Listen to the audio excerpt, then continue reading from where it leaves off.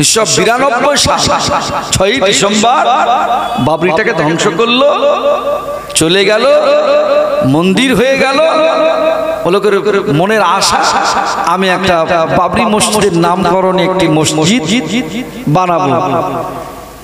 কিছু কিছু হারাম করে আবার তাতে ফিরতেছে। আচ্ছা, মসজিদ নিয়ে এখন ট্রেন্ডিং চলছে। কি গো, মুর্শিদাবাদের নাম কি বলো? আপনারা বলেন, আপনারা বলেন। করছে কে? হুমায়ুন কবির। সে বেচারি তার মনের আশা যে আমি 1992 সাল 6ই ডিসেম্বর বাবরিটাকে ধ্বংস করলো, চলে গেল, মন্দির হয়ে গেল। বলো করে মনের আশা আমি একটা বাবরি মসজিদের নামকরণে একটি মসজিদ বানাবো। কিছু কিছু হারাম করে আবার তাতে ফিরতেছে। আচ্ছা, সে লোক মসজিদ করবে তো ওর অত সমস্যা কিছু। মন্তাজুল বলে একজন আছে না, মলিশা মন্তাজুল, নাম শোনেন? ও বলতেছে কেন হবে? ওখানে হসপিটাল করলে হতো, ওখানে অমুক করলে হতো, ওখানে তো অমুক করলে। আরে হসপিটাল করবে তো সরকার, ওখানে করতে হবে। ও মুসলমান সমাজ থেকে বিলং করে, মুসলমান সমাজ থেকে সে জন্মগ্রহণ করেছে। তার মনের আশা যে বাবরি চলে গেল, ওই নামকরণে আমি একটা খোদার ঘর বানাবো। এই কথা ঠিক কি না? ও হারাম করে, ও মুনাফিক, ও বিয়াদব, ওরও তো জ্বালা পড়েছে কেন? ওর বাপের টাকা লে করতেছ না।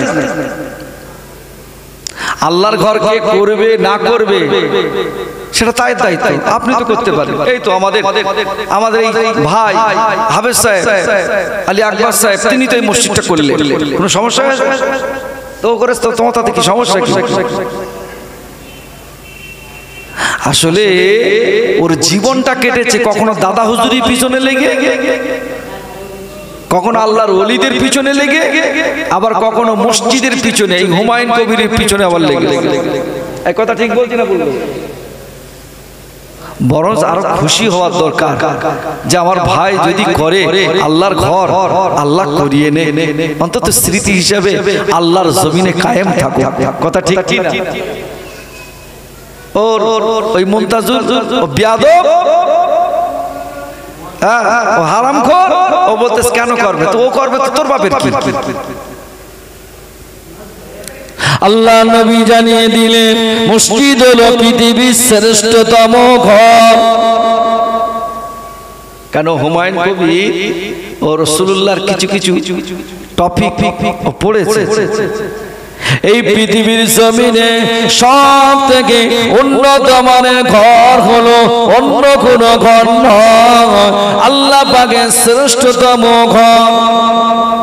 পার্লামেন্ট নয় বাবা, পাওয়ার হাউস নয়, বিভিন্ন মন্ত্রীদের ঘর নয়, আল্লাহর ঘর হলো শ্রেষ্ঠতম ঘর।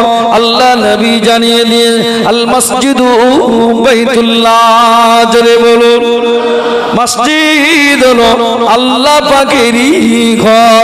ওর জেনেছে জীবনে কি অপরাধ করে ফেলেছি, কি অন্যায় করে ফেলেছি, আল্লাহ তো আমার ভুল হয়ে গিয়েছে, অন্যায় হয়ে গিয়েছে, কতটা পাপের কাজ করেছি, কতটা নেকির কাজ করেছি, কিছু করতে পারি আর না পারি। আল্লাহ আমি হুমায়ুন কবির, আল্লাহ পাক আমি কথা দিলাম, আল্লাহ তোমার জমিনে আল্লাহ আমার জীবনের বিনিময় হলে গো আমার আল্লাহর মসজিদটা যেমন নিয়ে নিয়েছে, আমার জীবনের বেলাট বিক্রি করে হোক, আমার জীবনের বিনিময় হোক আল্লাহর ঘর মসজিদ, মুর্শিদাবাদে বাবরি মসজিদ করিয়ে দেখাবো।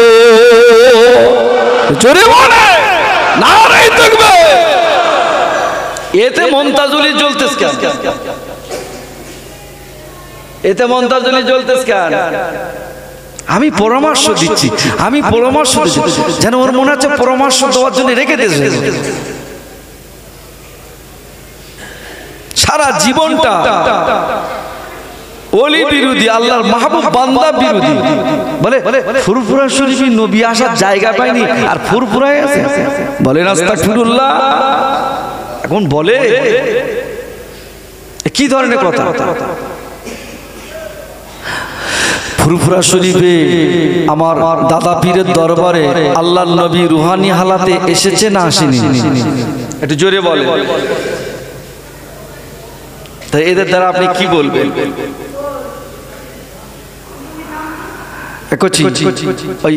আমাদের কমিটির ছেলেদের একটা ডেকে নিয়ে এসো তো বাবা, আমার হাফেজ আমাদের আলী আকবর সাহেবকে ডাক।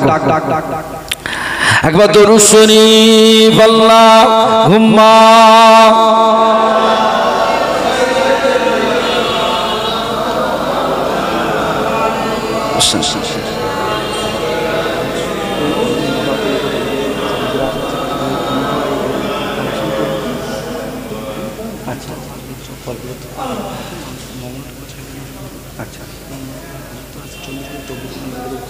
ঠিক আছে ইনশাআল্লাহ। তাহলে মসজিদ করার দরকার আছে না? না, দুনিয়াটা তো সব লেলিলি, দুনিয়াটা তো সব লেলিলি, তাই একটা মসজিদ করবে তো ওরম করতিস কেন? খোটা নেতা চড়াং চড়াং করতেছে।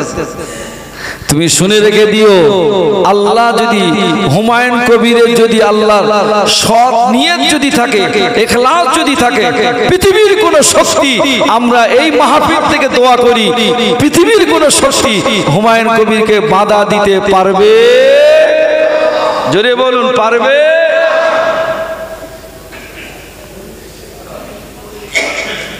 আমি আপনাদের প্রত্যেককে জানিয়ে দেই বাবা, কে আল্লাহ নবীকে বিরোধিতা, কে আল্লাহ নবী আল্লাহ মুজাদ্দিদুল জামানকে কে বিরোধিতা করলো না করলো আমার দেখা দরকার নাই। আমরা মুজাদ্দিদুল জামানকে মানি না। জোরে বলে। মুজাদ্দিদুল জামান কুতুবুল আলাম, আজকে সেই আদর্শিত হতে গিয়ে আমার আলী আকবর সাহেব আজকে রক্তগুলো পানি করলো। ছেলেটা কোথায় না কোথায় গিয়েছে, কান্না দরওয়াজায় গিয়েছে। 10টা টাকা, 5টা টাকা, 1000 টাকা, 2000 টাকা করে সদ্য একটি মাদ্রাসা বানালেন। 40টা ছেলে হাফেজ হচ্ছে, 40টা ছেলে পড়াশুনো করছে। আজকের মাহফিলে একটা ছেলে হাফেজে কোরআন মাথায় পাকড়ি নেবে বৈঠক শুনিয়েছেন। বাবাজি আমার, আপনাদের আমি বলি, মুজাদ্দিদুল জামান শুধু পীর ছিলেন না। মুজাদ্দিদুল জামান শুধু পীর ছিলেন না, মুজাদ্দিদুল জামান কুতুবুল আলাম আমিরুশ শরিয়াত হযরত দাদা পীর রহমাতুল্লাহ আলাইহি, তিনি শুধু পানিতে ফু দেওয়া পীর ছিলেন না বাবা, তিনি শুধু তাবিজ লাগা পীর ছিলেন না, তাসবিহ টেপা পীর ছিলেন না। কোথায় বাবা? আসামে তামিলনা, কোথায় বাবা? আসামে আসাম গুয়াহাটি, কোথায় আমার আসাম ত্রিপুরা মেঘালয়, কোথায় বাংলাদেশের বড়ি, কোথায় আপনার সুন্দরবন, এই বিস্তীর্ণময় এলাকায় মুজাদ্দিদুল জামান আমার চিন্তা করলেন, আমি আবু বকর যদি বাড়িতে বসে বসে আমল করি, না আমল করলে শুধু হবে না, কোরআন শরীফের ওই আয়াতে শরীফা আমল করতে গিয়ে মুজাদ্দিদুল জামানকে কেউ বা কাফের বলল, কেউ বা ভণ্ড বলল, কেউ বা ফকির পীর বলল, কিন্তু না, কোন আয়াতে শরীফার উপরে আমল করতে গেলেন আল্লাহ পাক জানিয়ে দিলেন, ইয়া আইয়ুহাল্লাযীনা আমানু কু আনফুসাকুম ওয়া আহলিকুম নারা। আল্লাহ পাক জানিয়ে দিলেন, হে আমার ঈমানদার, আমি আল্লাহ পাক তোমাদেরকে জানিয়ে দিলাম, তুমি বাঁচো। কোথা থেকে বাঁচো? জাহান্নামের আগুন থেকে বাঁচো। শুধু তুমি একা বাঁচলে হবে না, ও আহলিকুম নারা, তোমার আগের বর্গদিগকে জাহান্নামের আগুন থেকে বাঁচাতে হবে। শুধু তাই নয়, মুজাদ্দিদুল জামান নিজে বেঁচেছে লোককে বাঁচানোর জন্য বাবা। কোথায় আসাম, কোথায় ত্রিপুরা, কোথায় বাংলাদেশের বিস্তীর্ণময় এলাকা বাংলা শহর, কোথায় আমার সুন্দরবন, এতটা করে কাদা। কোথাও বাবা কিছু নাই, লাইট নাই, এতটা করে কাদা। কখনো বাবা হেঁটে হেঁটে, কখনো বাবা পালকির গাড়িতে করে সকলের দরওয়াজায় গিয়েছে। বলে বাবা নাম লেখার আগে মোহাম্মদ লিখতে হয়, সিরি লিখতে নাই। মনসার গলায় ধান দিত বাবা, কথা দেব দেবীকে পূজা করত, এমন ভাবে সব কিছু তারা আদায় করত। মুজাদ্দিদুজ্জামান তাতে হাতে হাত দিয়ে কলেমা পড়ে মুসলমান করিয়ে দিয়েছিলেন। শুধু তাই নয়, মুজাদ্দিদুজ্জামান আমা কুতুবুল আলাম এই মানুষগুলোকে কোরআনের জ্ঞান দেওয়ার জন্য, শরীয়তের জ্ঞান দেওয়ার জন্য, আলেম বানানোর জন্য মুজাদ্দিদুজ্জামান কোথায় না কোথায় মাদ্রাসা মসজিদ বানিয়েছে, কোথাও না কোথাও খানকা বানিয়ে দিয়েছে। কেবলমাত্র শুধুমাত্র একটাই আশা, অন্য কিছু নয়। আল্লাহ পাকে কোরআন শরীফে ওই আয়াতে শরীফার উপরে আমল করতে গিয়েছিলেন। ইয়া আইয়ুহাল্লাযীনা আমানু কু আনফুসাকুম ওয়া আহলিকুম নারা। আজকে মুজাদ্দিদুজ্জামান নিজে খাওয়ার কথা ভাবেননি, কিছুই ভাবেননি। মুজাদ্দিদুজ্জামান নিজের গাড়ির টাকা খরচ করে মাদ্রাসা মসজিদ বানিয়ে আজকে তিনি আল্লাহ পাকে বেহেশতে মানুষ হয়ে গিয়েছে।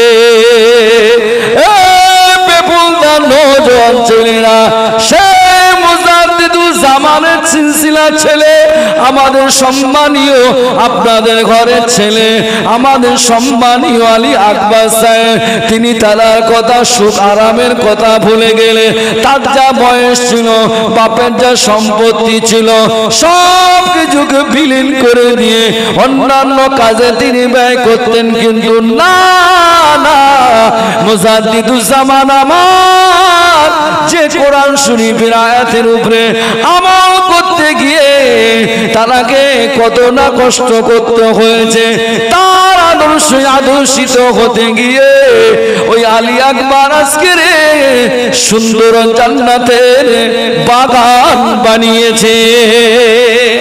আরো জোরে বলে, আরো জোরে বলে, নারায়ে তাকবীর। মুজাদ্দিদুজ্জামান চাইলে তো বাড়ি বসে বসে তো তসবিহ টিপতে পেরে জান্নাতি হয়ে যেতে, কথা বলে না। কিন্তু মুজাদ্দিদুজ্জামান যে আয়াতের উপরে আমল করে তিনি তারা পকেটের টাকা খরচ করে মাদ্রাসা মসজিদ সব বানিয়েছেন, আজকের সেই আদর্শের সিলসিলার মানুষ তার আদর্শিত হয়ে আজকে সে রাতের ঘুম হারাম করে আরাম আয়েশ ফেলে দিয়ে আজকের সুন্দর একটি বাগান, শিক্ষার কেন্দ্র, মাদ্রাসা মসজিদ বানিয়েছে। এ থেকে খুশি নয়? আমি বাপ আমার পরে হুজুর পীর কেবলা উঠবেন, আমি বিদায় নেব। তবে এই এতগুলো মানুষ এসেছেন, এই এতগুলো মানুষ, একটা মানুষ বলেন হুজুর আমি 1000 টাকা এই মাদ্রাসা আমি দেব, এক বস্তা চা, একটা 1000 টাকা। যখন সময় হবে যে আমি তখন দেব, আপনারা বলেন একটা 1000 টাকা। বলে আল্লাহ আপনাদের দিয়েছেন, আপনারা দিয়েছেন বলেই তো হয়েছে। কি গো, আপনারা কম বেশি সহযোগিতা করেছে। একটা 1000 টাকা একটা লোক যে হুজুর এই বাচ্চাগুলো যে খায়, এই বাচ্চাদের চাল আমি এক বস্তা চাল দেব। বলে এক বস্তা চাল তো 1000 টাকা, তা আমি 1000 টাকার কথা বললাম, একটা বস্তা। বলে আমি নেমে যাও ভাই।